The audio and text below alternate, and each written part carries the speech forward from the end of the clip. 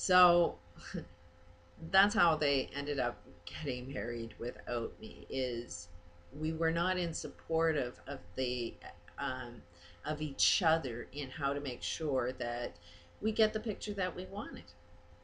So it's really easy to forgive them. But then we boil down to, why am I smoking? And the smoking is like, I'd rather have you dead. Life is peaceful as soon as you're dead. And it's like, I'm trying to teach the smoking addiction, no, you got to live. You got to live your purpose. You got to fall into it. So the smoking addiction really makes me wake up every day and know that I got to follow in my purpose. My son wants me to take jobs that would be harmful to my health, where I'm trying to communicate with them that I can work, but I have to work at what I love doing, and I will be more successful doing what I love doing. And if I follow your advice, you're going to kill me because I'm on a disability.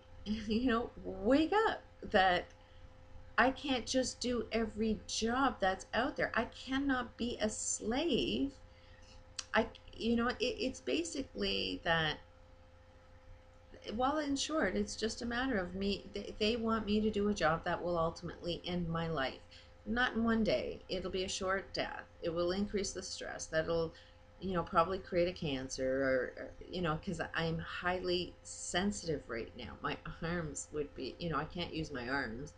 I can go out and do some job where I'm talking, but it's the goals of some of our corporate world that would cause me more stress, and that stress will not be healthy for me.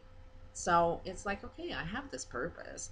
I have the tools of how to make it all happen. So I've got to jump into it, which is what I'm doing with these videos, is jumping into my purpose. I know that they want me working, so I'm working at trying to get back working at what I love. But in the meantime, they won't talk to me.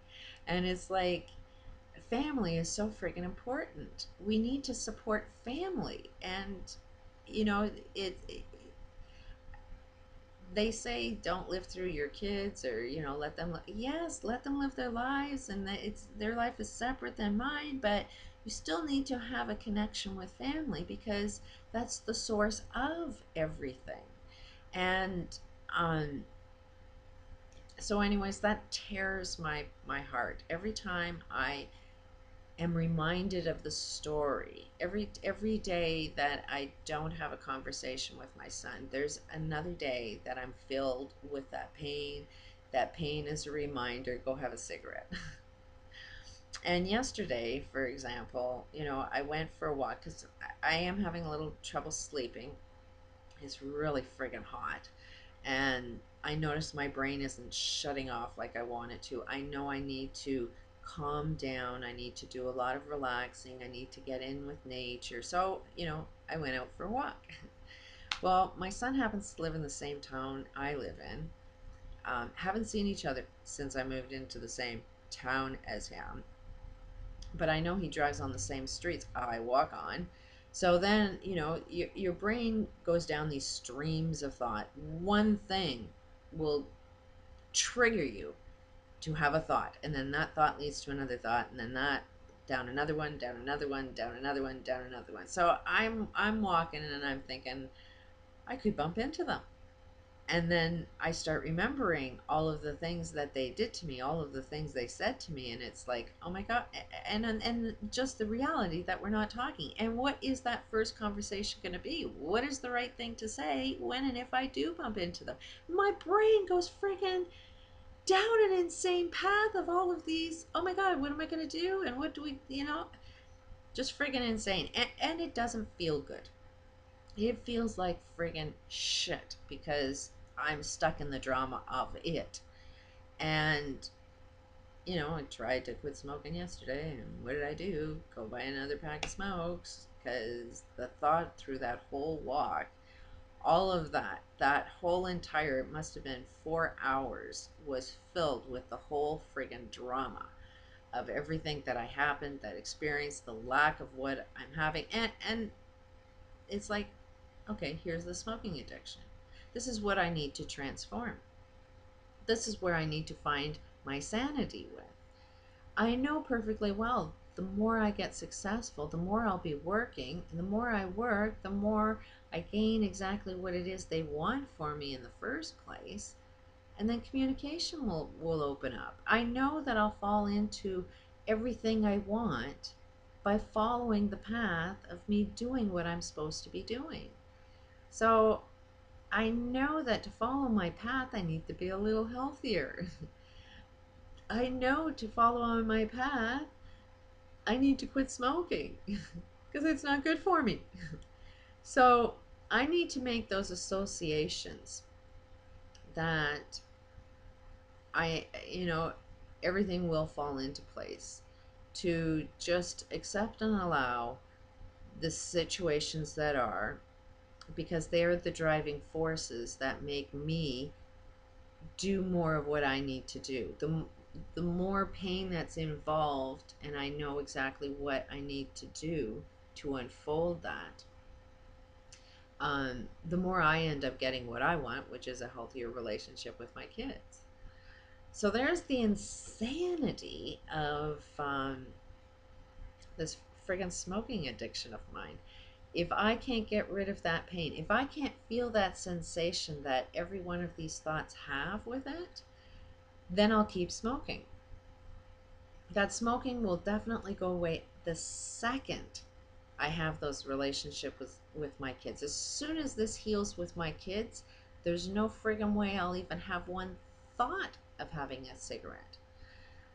So right now, I have to constantly work at this insanity that's going on with me. I have to start paying attention to those one little thoughts, those one little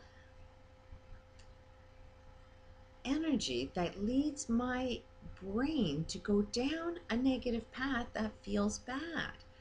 I have to constantly remind myself, you're doing the right thing, just keep doing what you're doing, get healthier, you know, it will come, it will show up. I have to say those kind of words the second those negative thoughts come into my head. So a lot of it is going to be being aware that your brain is even doing it. Be a, you know, like, okay, it took me about 4 or 5 hours before I started recognizing where I was. And then I needed to do a lot of calming down. And because you do, your system speeds up when it's dealing with negative, and you need to calm those speedy sensations, and you have to really feel what it feels like to feel love again while you're having sensations of a lack of love. So, you know, it's one thing to sort of see your insanity, but it's another to recognize your insanity as it happens and try and get there as fast as you can. It took me 4 hours yesterday. I need to be, you know, the second it happens, the second of the next thought is where I need to grab it. And I'm clearly not there yet. But the more I get support, the more I see the value, the more excited I get about what I'm doing. See, gotta quit smoking.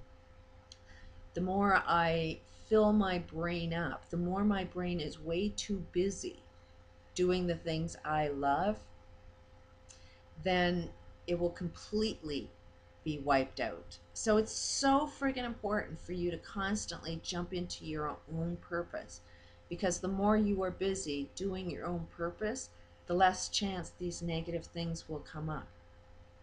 But you got to recognize it. So there, I'm insane.